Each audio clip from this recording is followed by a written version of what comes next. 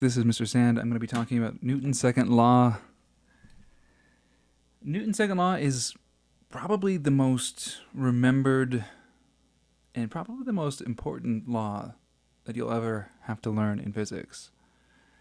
And to motivate this law, to make it seem like it's something that's real, I'm going to just have you imagine something here. I'm going to have you imagine that.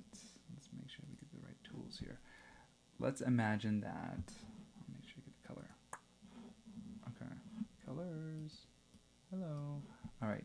Let's imagine that you've got a box. Always work with boxes. I don't know why we always work with boxes, but we do. And the box has this wall over here, and it's on the floor, and it's got this spring attached to it. Okay? Now, at rest, the spring's not doing anything. The force and everything on here is zero. It's not moving. There are no net forces at play. There could be some tension force or some spring force pulling it this way. And there could be some frictional force. Ooh, we haven't talked about friction yet, but there could be some frictional force pulling back against that force over here. But the overall force is zero. Now, if you take this box and you pull it back, so now it's extended. So here's the same scenario, but now the box is out over here. And this is now extended a bit. Okay? The spring is now extended.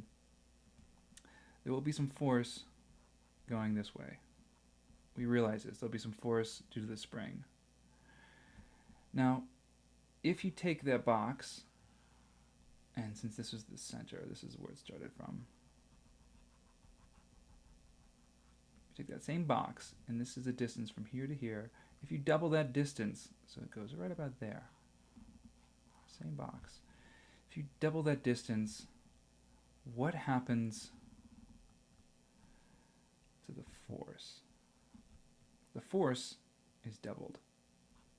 The force going this way is twice as much. Okay? So if the force is doubled, it should make sense that the movement here is, well, I'll just ask you, does it make sense? Does it make sense that the movement here of this box, this acceleration right here, the acceleration going in this direction towards the left, is that acceleration going to be the same if you've doubled the force? No. Is it going to be more over here if you've doubled the force? Yes. If you double the force, in fact, there's this strange little fish sign right here. The force is proportional to the acceleration. So that means if you double the force, so force times 2, well, that will equal the acceleration times 2. So if you double the force, the acceleration will double as well. Same thing if you half the force. Let's imagine now that we pull the box back half the distance here. So if you half the force, so, or whatever it is, we could cut it in thirds if we wanted to. Let's say you cut it in thirds. So you cut the force multiplied by 1/3. Well, the acceleration will then be multiplied by 1/3. So they are proportional to each other. If you do something to the force, the same kind of thing will be done to the acceleration. So force and acceleration are proportional to each other. All right, I hope that makes sense. Now, let's talk about something different. Let's talk about, there we go, my colors back. Let's talk about mass. What if instead of in this situation right here, let's look at this situation right here. We'll call this 1, 2, 3. This is analogous to 2, except that now the mass is doubled. What happens to the force? There's the same spring attached to it. What happens to the force? Well, the force here, again, well, let's think about this. What would happen to the force? Would the force go up? Actually, this force would stay the same, don't you think? The force wouldn't go up. The spring is still pulling with the same amount of force. Okay, so the force and the mass, there's really nothing related to each other. So we're not going to consider the force right here. My bad. Let's not talk about the force. Instead, let's talk about the acceleration. with the same amount of force as it is right here. So it's going to be the same amount of force as it is over here. The F of s is going to be the same. Going in this direction. What's going to happen to the acceleration? The acceleration is proportional to the mass. So I'll tell you exactly how. Inversely proportional to the mass, so 1 over m. Now, if this doesn't make sense to you right now, it's okay. Just stay calm. This acceleration right here,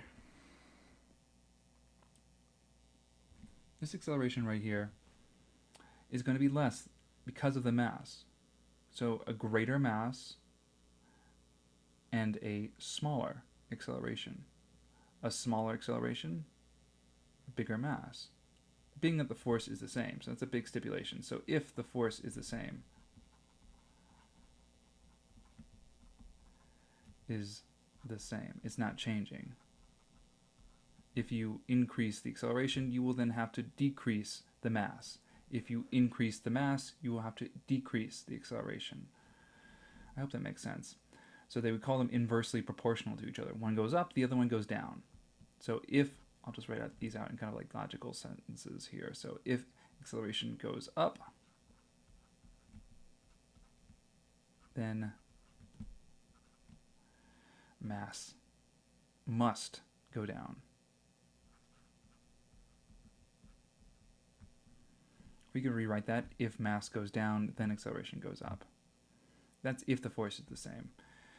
So if acceleration, we can rewrite this differently too, but I'll just write it this way. If acceleration goes down, then mass must go up if force is the same.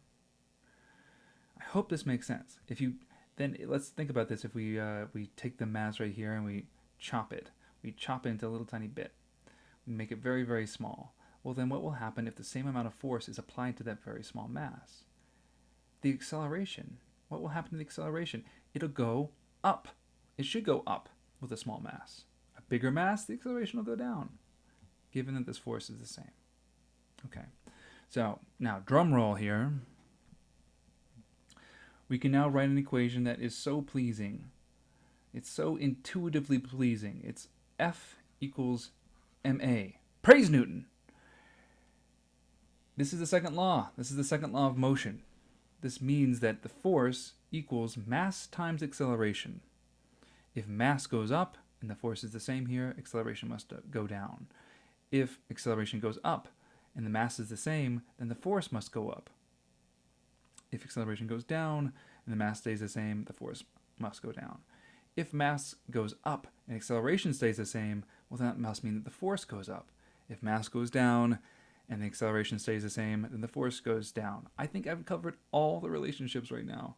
That was pretty awesome. So this is something that you should just like tattoo on your forehead right here, or start calling your cat F equals ma, because then you'll remember this is the bedrock to physics, especially introductory physics. It's awesome. Just know it. F equals ma. There it is. I made it like a 3-dimensional box for you. That's my present to you. You're welcome. So what are the units here for force? Well, force, if we have mass and we have acceleration, well, mass is always in terms of kilograms, and accelerations are in terms of, or acceleration is in terms of meters per second squared. So this is your unit for force. So any unit for force is this. But instead of saying kilograms times meters over a second squared, we instead say this unit right here, we will call it something special just to make us happier. We'll call it a Newton. And we abbreviate it with a big N, but it's a Newton. So this thing right here, the unit, which is kilograms times meters over a second squared, is a Newton. That's our force. It's always in terms of newtons. All right. I think I've covered that to death. Now, let's consider a problem, a warm-up problem. Let's do the 2 warm-up problems right here, and then I have to give you something else. I have to give you a